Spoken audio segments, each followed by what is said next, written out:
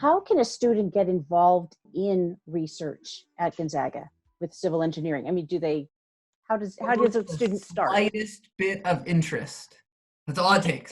The slightest interest, and then we're off and running. Usually it comes from those classes where you're learning about our discipline, and if you show an interest and then they reach out, yeah, you can't hide at Gonzaga. I'd like to add that another way to do that is when you choose civil engineering as a major, you're assigned to one of the faculty to advise you. That faculty is not just advising about your curriculum, but they'll advise you in your career and help to grow the interest that you have in a certain subject area. That's another thing this university provides that other large universities don't have the time to provide. It's that one-on-one advising. And I'll stop and hope Dr. Young will pick up and say something more about how that works in civil engineering.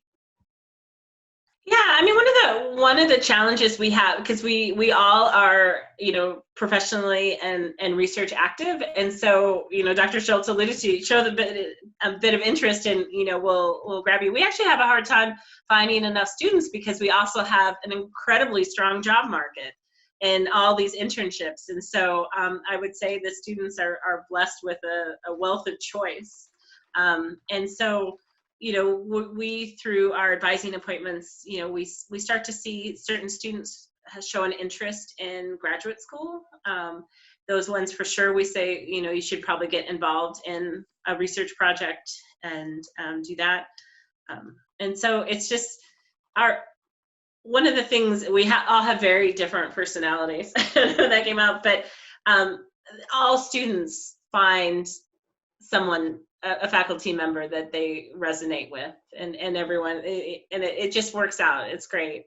And so there's always one faculty member that really understands the sort of the career path or the sort of, hopes and wishes of every student. And we're just looking for opportunities both within our own programs, thinking about graduate programs at other schools, and our contacts out in the profession. And it, that's a huge benefit of going to a program where you are not just your name is known, but your hopes and wishes and career paths and everything. You can't get rid of us. Now, from a housekeeping or logistical perspective, though, we're typically assigned some advisees, but you're always free to change it up. So you're assigned one of us to be your advisor.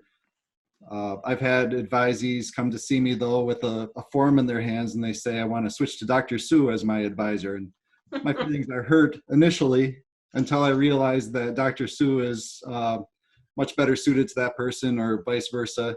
So you have that ability to change as well. But I think a better thing might be just to consider all of us as your advisors. You'll have an official advisor, but feel free to come see all of us in various ways. I think all of our doors are open to everyone. And one thing that's nice is it doesn't end at graduation, that we still have contact, and students will reach out and said, I did this, I went this path, and I had this one project that was in this area and it really sparked something, and I'm looking to change that. We still have a lot of contact, and we know, and then our students come back to the career fair, and it's a circle. Then our new students go and work for our old students, and it's great. It's really fun seeing them at the career fair.